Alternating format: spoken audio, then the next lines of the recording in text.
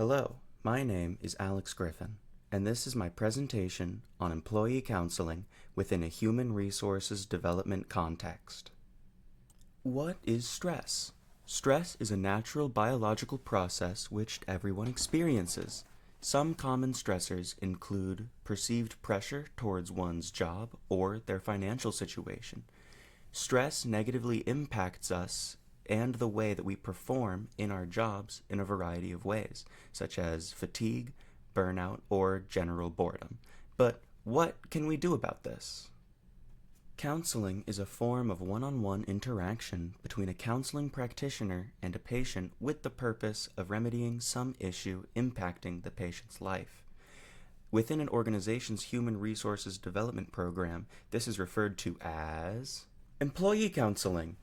This can range anywhere from informal discussions with a supervisor to more formal discussions with a trained professional. Dale Massey postulated a four-part definition of employee counseling. Part 1 is that there must be a relationship established between a trained counselor and the employee. 2. Thoughtful and candid discussion of personal problems experienced by the employee must be shared with the counselor. 3. An appropriate referral that secures the necessary assistance given from the counselor to the employee. And 4. If that referral isn't necessary or unable to be given, short-term counseling is provided by the employee counselor. There are 6 components of a typical counseling program. First is identification of the problem. This is often used with some form of screening device. Education is provided about the nature, prevalence, causes, and effects of the employee's issue, as well as prevention. Referral. Oftentimes, the employee will be directed towards other out-of-house resources. Counseling. This is actually either meeting with a supervisor about performance problems, all the way to meeting with a trained professional. Treatment is the actual intervention received, and then the follow-up is a follow-up in which the employee will just check in to ensure that performance and well-being are still doing well. According to Forbes, organizations that prioritize employee mental health foster workers with reduced depression and anxiety. Many of these programs also include a form of compensation for the employee's time undergoing the counseling. In 2025, a meta-analysis on the effectiveness of career counseling was conducted. It found that career counseling can be beneficial for mental health whenever those mental health concerns are related to work-related concerns. What are employee assistance programs?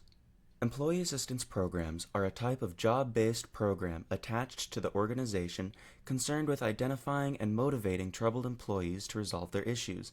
This is done by providing access to counseling or appropriate treatment. In 2018, the Bureau of Labor Statistics estimated 54% of private industry workers have access to EAPs. But what do EAPs actually resolve? EAPs can help with a range of topics such as substance abuse, mental health issues, equality of employees with disabilities, as well as equity of mental health and addiction. This means that if a company is providing physical health insurance, they need to provide insurance at an equal rate for both mental health services and addiction recovery services. But what do EAPs actually look like in action? It is asserted that working is important to the employee. Therefore, human resources development professionals will employ something called constructive confrontation.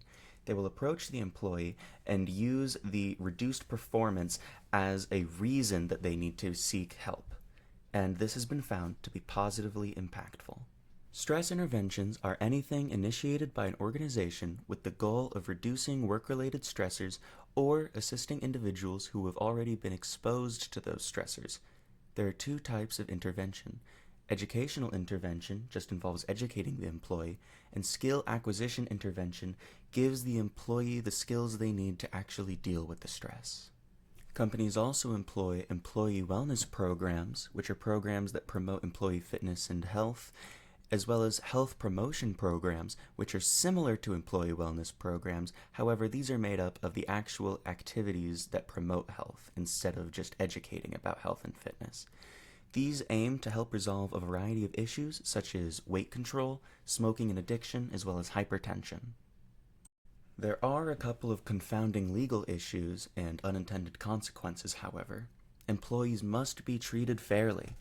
During drug testing, employees must also be offered rehabilitation services.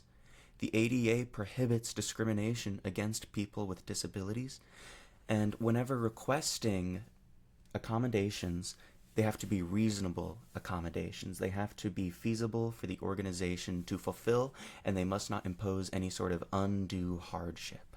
An undue hardship is extraneous costs needed in order to fulfill your accommodation.